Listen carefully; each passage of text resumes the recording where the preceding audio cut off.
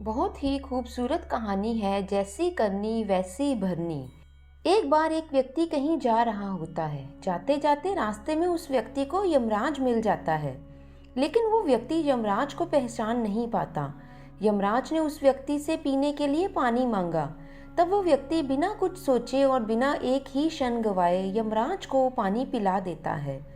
फिर यमराज ने पानी पीने के बाद उस व्यक्ति को बताया कि मैं यमराज हूँ और यहाँ पर तुम्हारे प्राण लेने के लिए आया हूँ, लेकिन तुमने मेरी प्यास बुझाई है, इसलिए मैं तुम्हें अपनी किस्मत बदलने का एक मौका देता हूँ।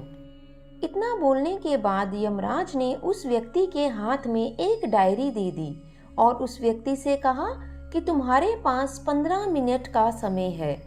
इस डायरी में तुम जो भी लिखोगे वही सच में हो जाएगा, लेकिन एक बात का विशेष तौर पर ध्यान रखना कि तुम्हारे पास केवल 15 मिनट का ही समय है।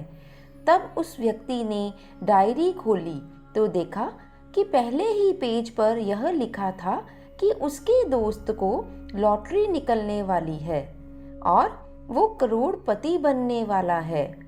तब उस व्यक्ति ने वहां पर उस पेज पर लिख दिया कि उसके दोस्त की लॉटरी ना निकले।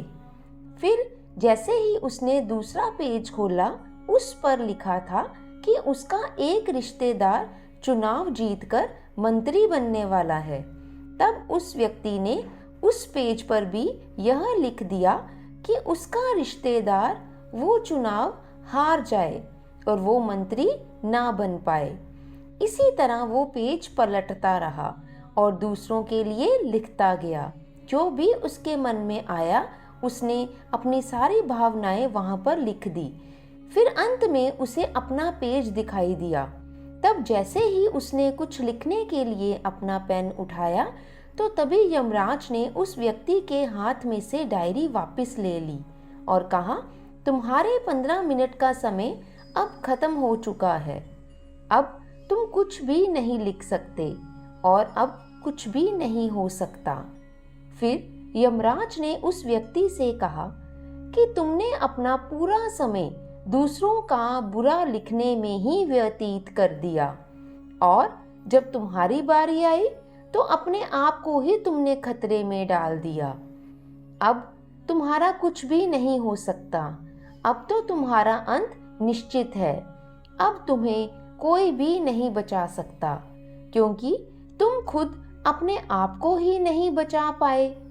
यह बात सुनकर उस व्यक्ति को बहुत ही ज्यादा पछतावा हुआ, पर अब कुछ भी नहीं हो सकता था, क्योंकि अब पछताने से भी उसके वो मिनट वापस नहीं आ सकते थे। अब उसने वो सुनहरा मौका अपने हाथ से गवा दिया था।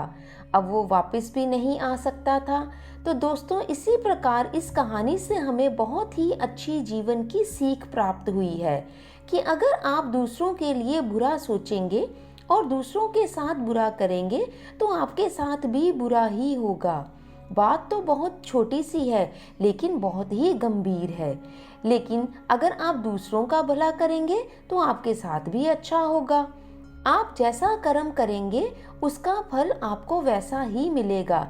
इसलिए दोस्तों, जीवन में अच्छे कर्म करते जाइए और अपने फल की प्रतीक्षा मत कीजिए, क्योंकि फल भगवान ही देगा। जय श्री कृष्ण।